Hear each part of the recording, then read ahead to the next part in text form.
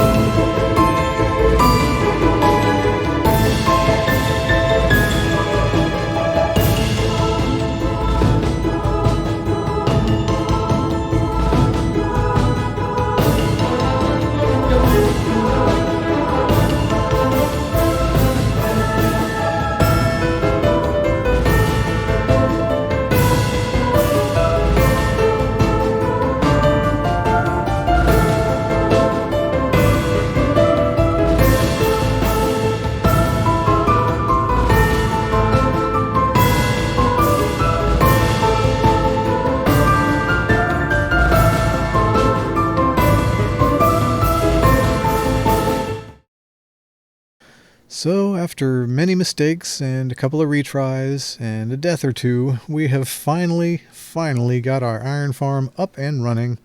As you can see, it is spawning iron golems, and they're dropping down here and being burned alive in some lava and being collected into this chest. It's a fairly simple iron farm. Other people will have a much better tutorial on it than I would, but it's basically just the 3 villagers up there in a pod with the zombie in the center, and he's got a name tag on him so he won't despawn. But I have a little redstone clock. Every time that redstone lamp goes off, blocks lower, and the villagers can then see the zombie.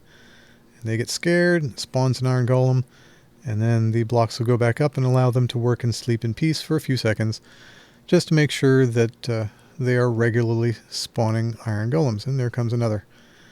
And then once they are spawned, they get washed off the roof and drop down into this little happy pod where they will be burned in the lava, and their drops are collected into the chest.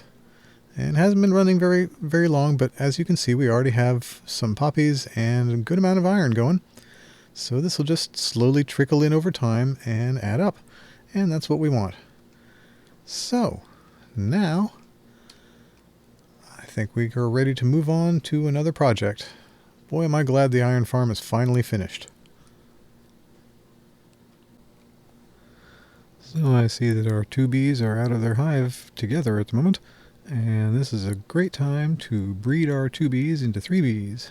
All we have to do is pick a flower and the bees will be attracted to us, and then we simply give the flower to a bee, grab another flower, and where did the bees go? I think they might have already gone in the hive. Nope. And now, once we give a flower to each bee, they do their little bee dance, and they make a baby bee. And now we have 3 bees for our beehive. One resource I needed but didn't have yet is bamboo. Bamboo is really useful as an ingredient for scaffolding blocks, and it can also be used as a fuel source in a furnace. And since now that iron is no longer an issue, we're going to be building ourselves a super smeltery very soon. We're going to need a renewable source of fuel. So bamboo it was. And in order to find bamboo, I needed to find jungle. So here's how that went.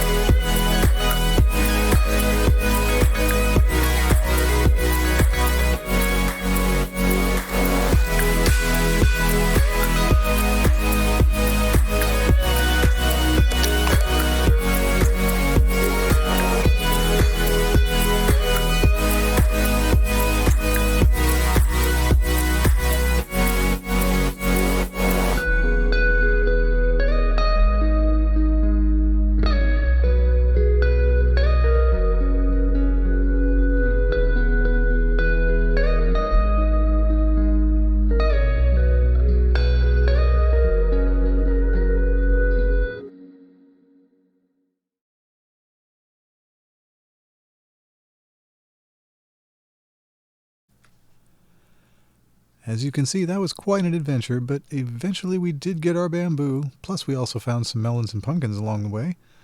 So I suppose we'll leave it there for now. I appreciate you. Thanks for watching, and join us again next time on Wolf Plays Minecraft.